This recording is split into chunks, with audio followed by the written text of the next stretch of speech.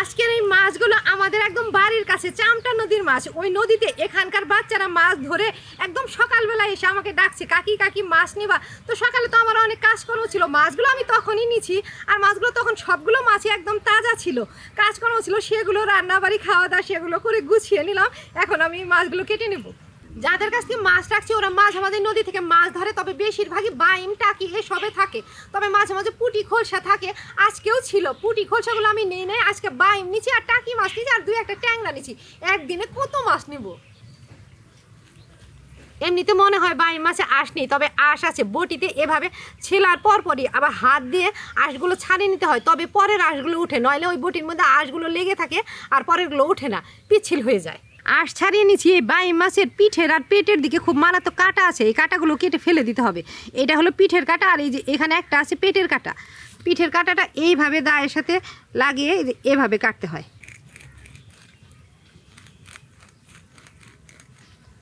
কাটা একদম সহজ। আর এটা হলো পেটের কাঁটা, যে দায়ের মধ্যে বাজেই।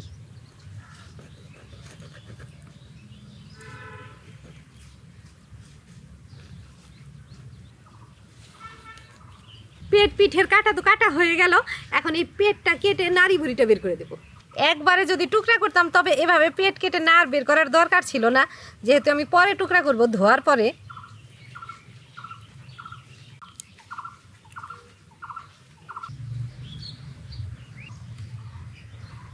সবগুলো বাইম মাছেরই কাটা কাটা হয়ে গেছে। এখন একটা টাকি মাছ আছে, এটা কেটে নেব।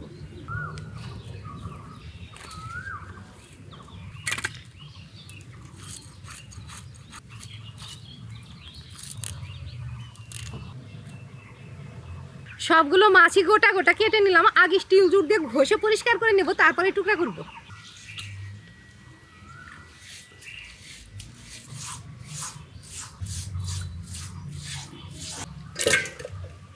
এর উপরে নুন দে। হ্যাঁ ঠিক আছে।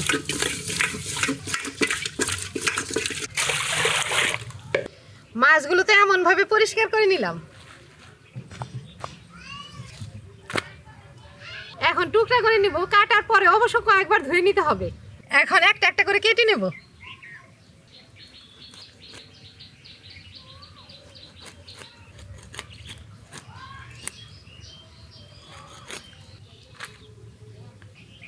সবগুলো মাছই কাটবো, একটা কাটা হয়েও গেছে।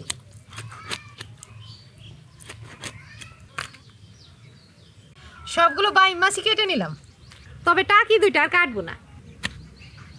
এখন আরও কয়েকবার ধুয়ে নিতে হবে। বাইম মাছ কাটতে বাঁচতে একটু সময় লাগে, সময় লাগলে কি হবে, খেতে স্বাদ আছে।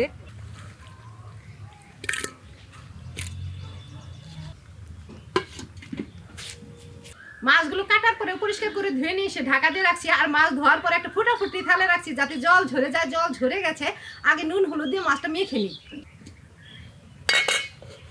নুন হলুদ মাখানোর জন্য গামলাতে আবার মাছগুলো ঢেলে নিলাম। এই বাটিতে হলুদ গুঁড়ো আর লঙ্কার গুঁড়ো একসাথেই নিয়েছি, এখান থেকে মাছের উপরে দেব হলুদ গুঁড়ো লঙ্কার গুঁড়ো। এখন দিলাম নুন। এখন আর মাছগুলো হাত দিয়ে মাখবো না, ঝাঁকিয়ে ঝাঁকিয়ে নুন হলুদ মিশিয়ে রেখে সব কিছু আগে কেটে বেছে নিই। এভাবে ঝাঁকিয়ে ঝাঁকিয়ে নুন হলুদ ভালোভাবে মাছের মধ্যে মিশিয়ে দিলাম। এখানে আলু পেঁয়াজ টমেটো আদা কাঁচা লঙ্কা সব কিছু নিয়ে এসেছি, এগুলোকে পরিষ্কার করে কেটে বেছে নেই। আর আজকে রান্নাতে রসুন একটু বেশি লাগবে, আমি এখানে অল্পই নিয়েছি, আরও আনতে হবে। পেঁয়াজগুলো আগে ছিলে নেই, সবগুলো পেঁয়াজই ছিলে নিলাম। যদিও আজকে অনেকগুলোই মাছ, এমনি মাছ রান্না করলেও আমাদের হয়ে যাবে, তারপরেও খালি যদি মাছ রান্না করি খালি মাছ মাছ লাগবে, তাই কয়েকটা আলু দেব।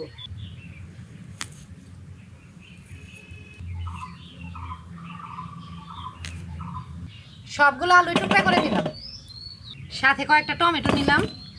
আজকের রান্নাতে অন্যান্য মশলার তুলনায় আদাটা একটু কমই লাগবে, অল্প আদা নিচ্ছি, এতটুকু ছিলে নেব।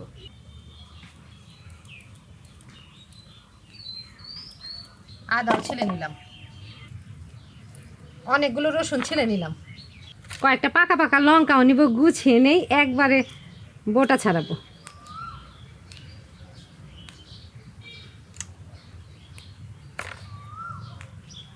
সব কিছুই বাছাবাছি হয়ে গেল, পরিষ্কার করে ধুয়ে মশলাটা বেটে নেই, তারপরে রান্না শুরু করব। জল ঢেলে দিলাম। গামলায় সব কিছু জলে ভিজিয়ে দিয়ে সেখান থেকে রসুন, পেঁয়াজ, আদা আর লঙ্কাগুলো নিলাম, এগুলো আগে বেটে নেই। সব কিছু একসাথেই বাটবো। সামনে থেকে আদাটা অল্প থেতলে নেই। আদা থেতলে নিলাম, এবার সব কিছু একসাথে বেটে নেই।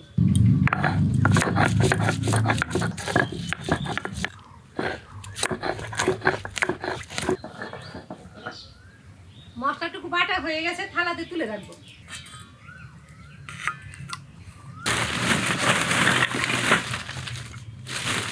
মশলাও বেটে নিয়েছি, কিছু ছোট ছোট লাকড়িও নিলাম। এখন উনুন জ্বালিয়ে রান্না শুরু করি। উনুন জ্বালিয়ে নিয়েছি, কড়াইটা উনুনে বসিয়ে দিলাম।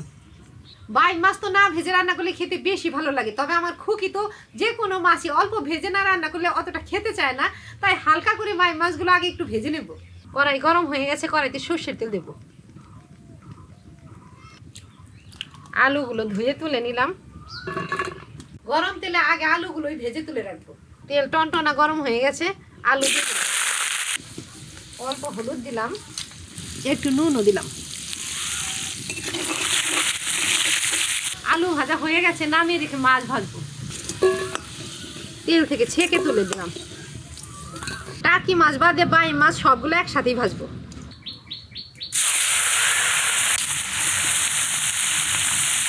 এই মাছ তো নাড়াচাড়ার সময় ভাঙার কোনো ভয় নাই, তাই সবগুলো মাছ একসাথেই কড়াইতে দিলাম। নেড়ে চেড়ে হালকা ভেজেই নামিয়ে দেবো। আর যদি একটু বেশি ভাজি, রান্নার পরে খেতে শক্ত হয়ে যাবে।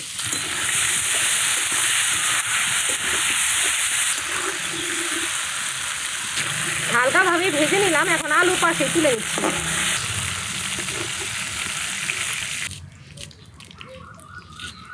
পেঁয়াজ কুচি করে নিলাম, কড়াইয়ের গরম তেলে পেঁয়াজ কুচিগুলো দেব।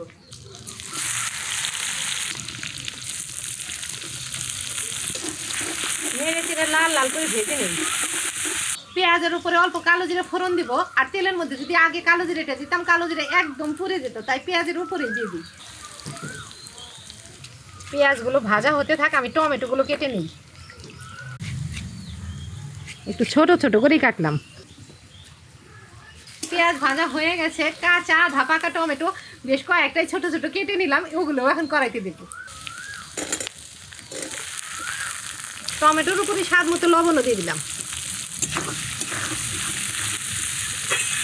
এখানে যে আমি আদা, পেঁয়াজ, রসুন, কাঁচা লঙ্কা বেটে রেখেছি, এখান থেকে অল্প মশলা রেখে আর কড়াইতে টমেটোটাও জাল করে নেড়ে চেড়ে মজিয়ে নিয়েছি। তার উপরে এই বাটা মশলাটা দিয়ে দিব। অল্পই রাখবো আর বাকিটুকু কড়াইতে দেবো।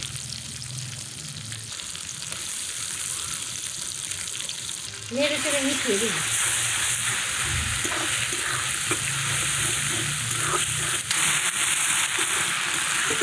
বাটা মশলায় কষিয়ে নিলাম, এখন কিছু গুঁড়া মশলা দিব। এখানে হলুদ গুঁড়ো, লঙ্কার গুঁড়ো দিয়ে দিলাম। দিলাম ধনে গুঁড়ো। এখন অল্প জল দিয়ে আরও কিছুক্ষণ সময় মশলাগুলো ভালোভাবে কষিয়ে নেব। জল দিলাম, মশলা যাতে লেগে না যায়।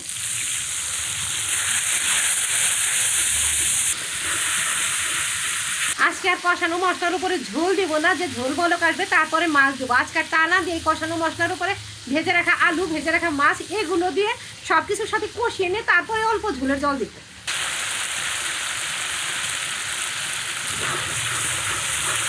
মশলাটা একদম ভালোভাবে কষে গেছে, তেলও ছেড়ে দিয়েছে। এখনই ভেজে রাখা মাছ আর আলু দিতে হবে।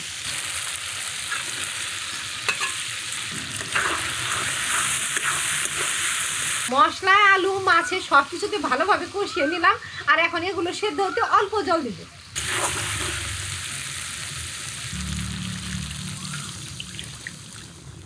ঝোলের জল দিলাম, নেড়ে চেড়ে মিশিয়ে দিই। কড়াইয়ের তরকারি জাল হতে থাকে, এদিকে টাকি মাছটা যে রেখে দিচ্ছি ওটা দিয়ে ভর্তা বানাবো। তার জন্য পেঁয়াজ, রসুন, কাঁচা লঙ্কা এগুলো কেটে নিই।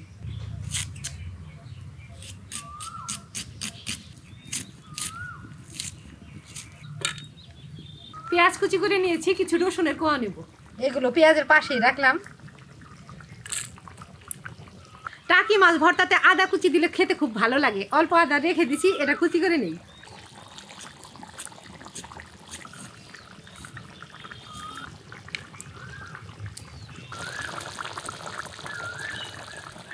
এদিকে ঝোলের জল জাল হয়ে গেছে, এখন নেড়ে চেড়ে দিই একটু।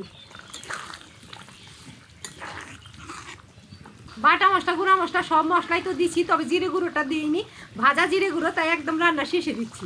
জিরে গুঁড়ো ছিটিয়ে দিলাম, নেড়ে ছেড়ে মিশিয়ে দিই। এখানে অল্প ধনেপাতা কুচি করে রেখেছি, এটাও দিয়ে দিব।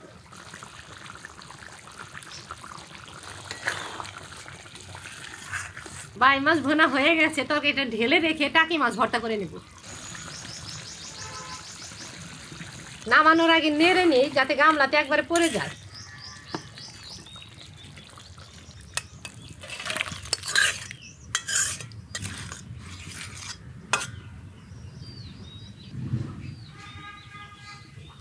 কাটার সময় মাছ দুইটা কেচে দিছিলাম না, এখন দেই।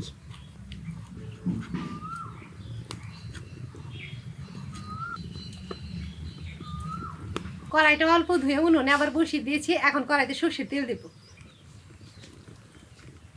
মাছ ভাজার আগে শুকনো লঙ্কা ভেজে তুলে রাখবো। শুকনো লঙ্কা তুলে নিয়েছি, এখন মাছ দিয়ে দিই।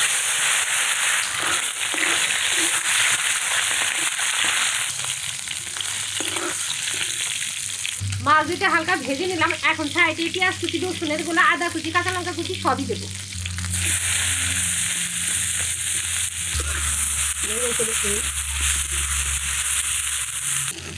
মাছ দুটো ভাজা হয়ে গেছে, নামিয়ে দিলাম। এখানে যে অল্প বাটা তুলে রেখেছি সেটাও এখন এই কড়াইতে দেব।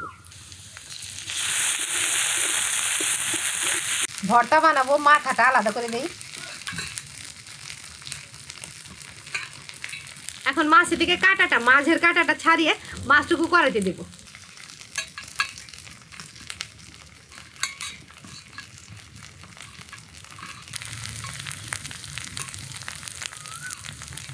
এখন এই অল্প একটু কাটা মাছ মাছটুকু কড়াইতে দেব।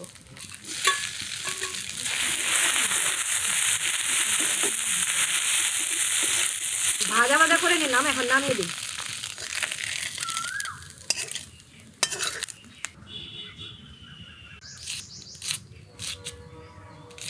সব বাটা ভর্তাই তো পাটাতে করলে বেশি ভালো লাগে, আমি পাটাতেই করবো। আর কাঁচা পেঁয়াজ কুচিও দিতে হয়, আমি কাঁচা পেঁয়াজটা একটু বেটে দেবো, হালকা বেটে দেবো। পাটাতে আগে পেঁয়াজই নিলাম। সব বাটা ভর্তাই তো ঝাল হলে খেতে বেশি ভালো লাগে, তারপরে আবার এই টাকি মাছের বাটা ভর্তা, এ তো আরও ঝাল হলে আরও বেশি ভালো লাগে। কয়েকটা শুকনো লঙ্কা ভেজে তুলে নিচ্ছি, এগুলো বেটে নেব। পেঁয়াজ বেটে রেখেছি, তার উপরেই বাটবো। মিহি করে বাটবো না, হালকা ভেঙে দেবো। কাঁচা পেঁয়াজ, শুকনো লঙ্কার একদম ঝাঁজ বেরিয়ে গেছে। যাই হোক, এখন ভাজা মাছগুলোও নেব। বাটাতে নিলাম, এখন হালকাভাবে বেটে দিই। ভাজা রসুন, ভাজা পেঁয়াজ সব কিছুই গলে গেল। বাটা হয়ে গেছে, এখন সব কিছু মিশিয়ে দেব।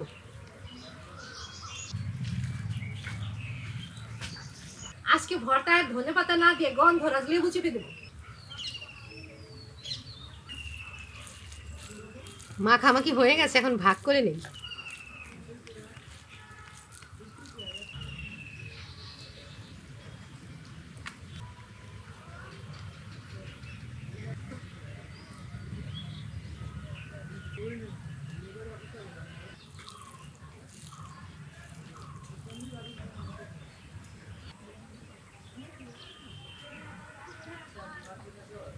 যে কোনো বাটা ভর্তা খেতে তো আমার খুব ভালো লাগে, তবে আজকে এটা ঝাল ঝাল হয়েছে আর টকটক হয়েছে, এটা খেতে আরো ভালো হয়েছে।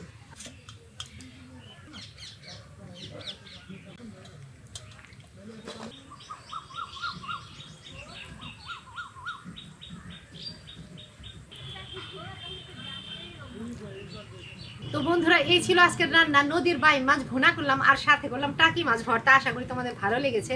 তোমরা লাইক করো আর প্লিজ প্লিজ ভিডিওটা শেয়ার করে দিও।